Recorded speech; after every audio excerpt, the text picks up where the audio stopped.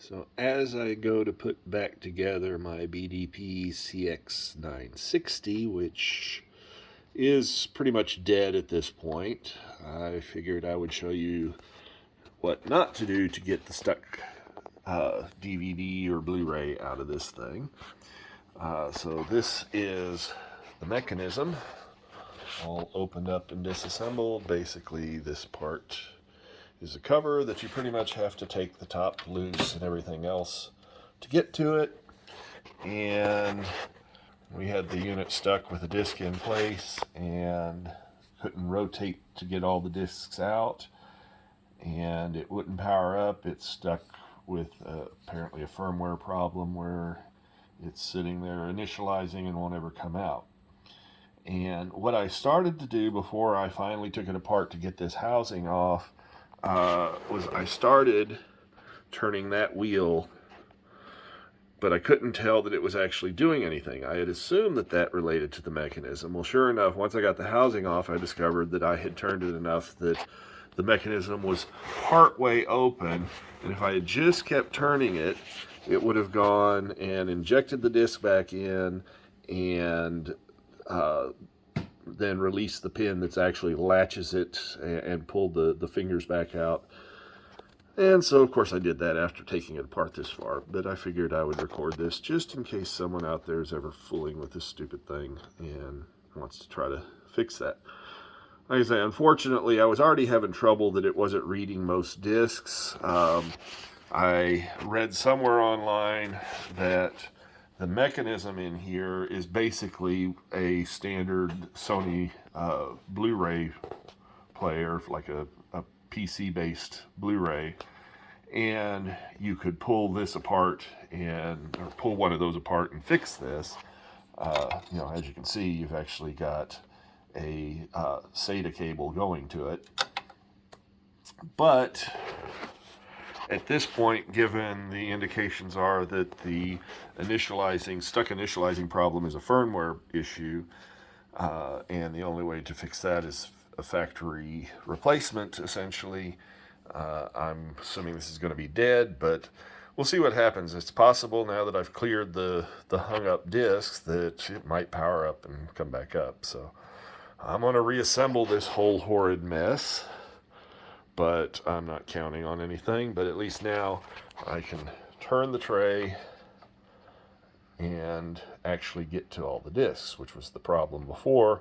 I had the door open, but I couldn't spin the tray, so I couldn't get all the discs out. And so I knew I was going to have to open it up, and then I found that I had a disc stuck, so I was never going to be able to turn it until I got that out. Hope this helps somebody. And since I had this thing open and it was being a pain in the butt trying to get this little pin right here back in the housing with it open, I actually went and closed it back up, but I figured I'd use this as an opportunity to demonstrate the mechanism.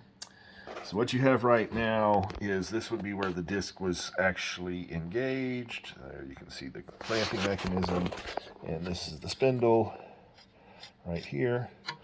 So the disc was essentially in the drive mechanism. You can see how this comes up and locks the platter from moving. And if I turn this, what will happen is that there's a little cam down there. There's another one that's holding the body of the drive. And of course this is the problem, is that since it's not captured at the top, but I'll try to back up a little bit so that you can see. As I undo that,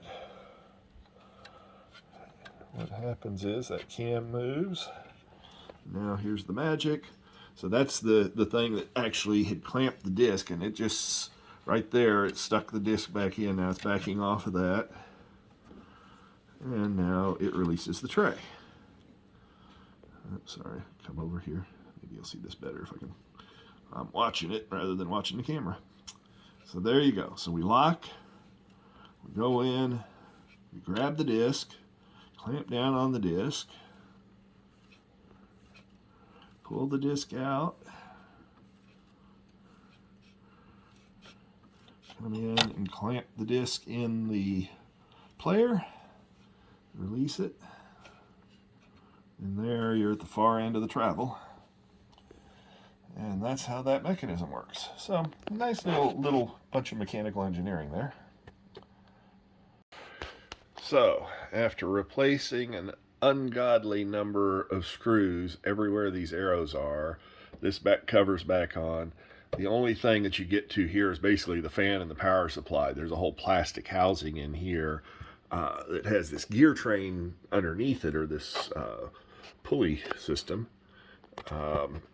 But basically what I had started to fiddle with, and had I had enough patience, you can see that pulley is just barely visible right there. And so if you stick your finger in, I think the only way you can do is push. And so there's the mechanism.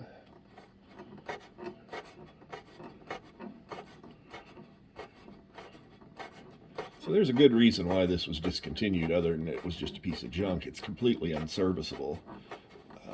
But you do have a relatively easy way to get a disc out if your finger's long enough, and if you're much more patient than I was the first time. Come on, you gotta be getting close. Not easy on my big fat finger either. I can feel that the wheel is turning, so I know it's moving in the right direction. You should see something interesting happening there.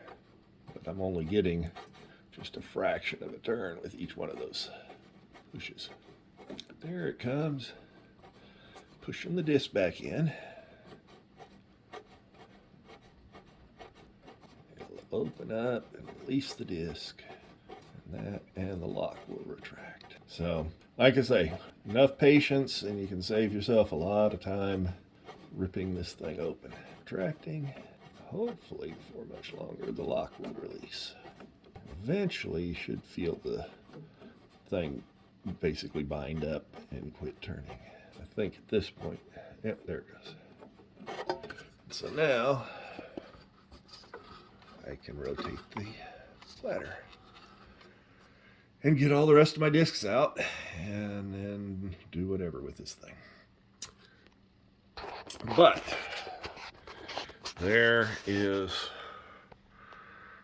your final disassembly or fix of getting a disc that's stuck out of this. And to do that, like I say, all you have, and I've got all my screws stored in it. Try to not dump them everywhere.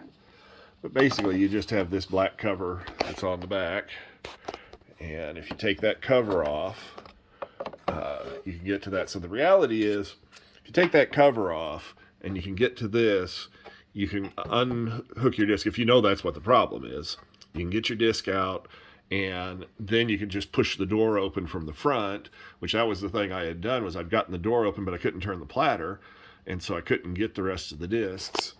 And since it wouldn't power up, it would never release any of this. So if you just take this off, you can get it released, and then you should be able to get them all out through the front door without even having to take the, again, dozens of screws off the tops and sides to get the cover off. So again, hopefully this will be help to somebody for the unfortunate few who bought this piece of junk. Sad thing is, I still have 3 of the DVD players, and those all worked great. But this was a complete waste of money.